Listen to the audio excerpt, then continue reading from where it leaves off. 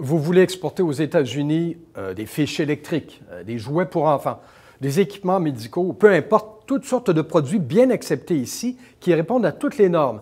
Est-ce que ce sera automatiquement le cas aux États-Unis? Pas nécessairement. Il faut s'en assurer dès le départ pour éviter de se retrouver dans l'embarras. C'est une procédure incontournable et peut-être moins difficile qu'il n'y paraît, ce dont va nous parler dans un instant Jean Thibodeau. Il est conseiller aux exigences normatives à l'exportation au Centre de recherche industrielle du Québec.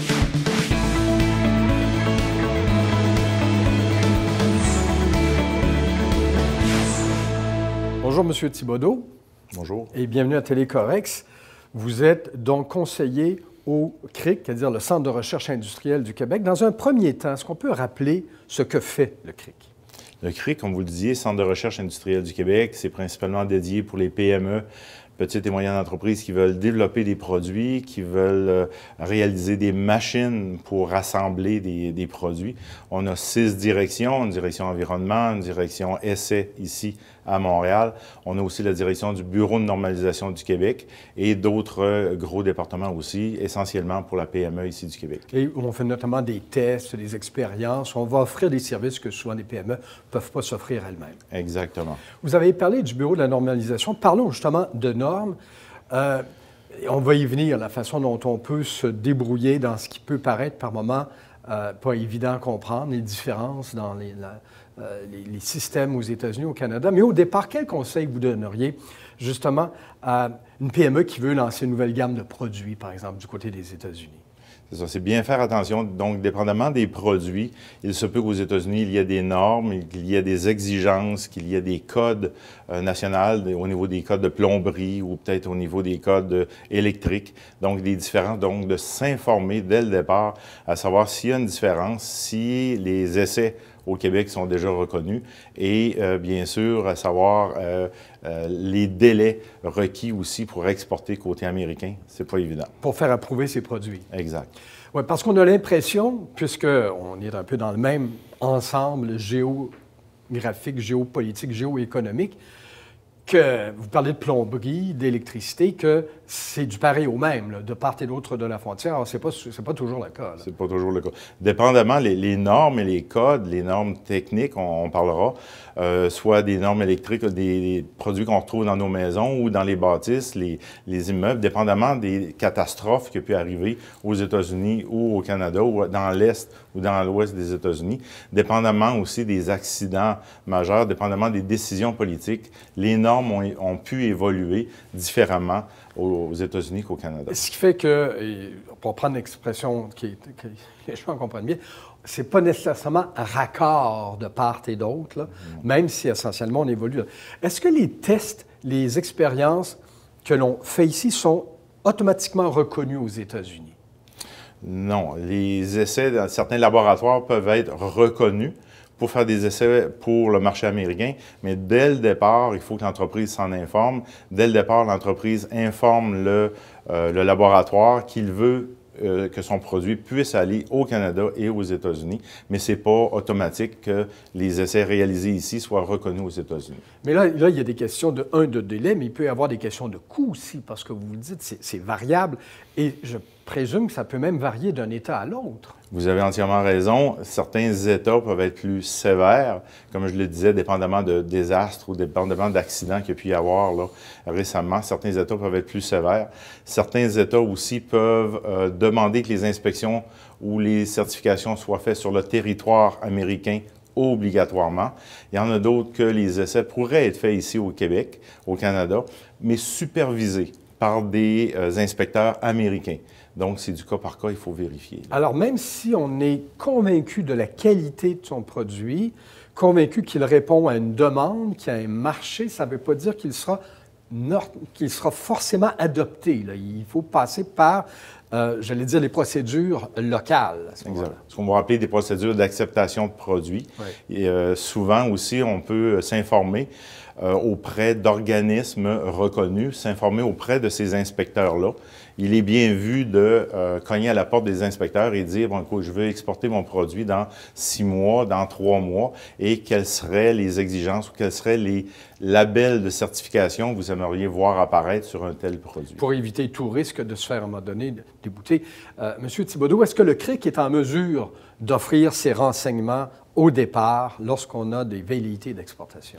Effectivement, avec quelques années, on a développé des produits, dont un produit qu'on appelle le bilan normatif. Bilan normatif, le terme le dit, c'est un survol des procédures d'acceptation de produits. C'est un survol aussi des documents à référence. Il faut mentionner aussi qu'en arrière des documents, des normes ou des codes qui existent, mais il y a des personnes. Ces gens-là peuvent nous donner des conseils et je dis souvent que dans les normes, il y a plein d'informations pour adapter le produit, bien sûr, mais ou pour développer ou innover notre produit. Parce que c'est pas ce qui a l'air le plus excitant, j'imagine, surtout quand on pense avoir une bonne idée, là, et on est tout enthousiaste.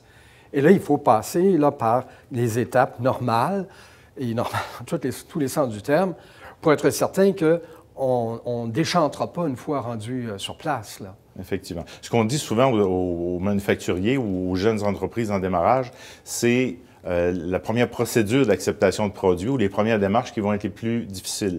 Après ça, ça va devenir facile. Les gens vont connaître les documents. Après ça, vont connaître les intervenants aussi auprès des laboratoires, sinon auprès des laboratoires québécois, sinon américains. Et après ça, ça va devenir une routine. Je m'excuse de vous la poser ainsi, la question, mais est-ce que tout ça peut devenir fastidieux en disant que ça peut ralentir l'élan, en disant là, il faut quand même que j'entre dans le moule? Ça n'est pas nécessairement quelque chose, pardonnez-moi, de douloureux pour autant, là. Non, je dirais que c'est un mal nécessaire. Si on revient là, une vingtaine d'années ou 25 ans, les gens qui voulaient exporter, ne serait-ce que développer un produit au Canada, il y avait des normes, c'était un petit peu moins, je dirais, complexe, un peu moins sévère, mais il a fallu que les gens passent au travers et maintenant, ils réussissent à exporter. C'est la même chose pour une nouvelle entreprise.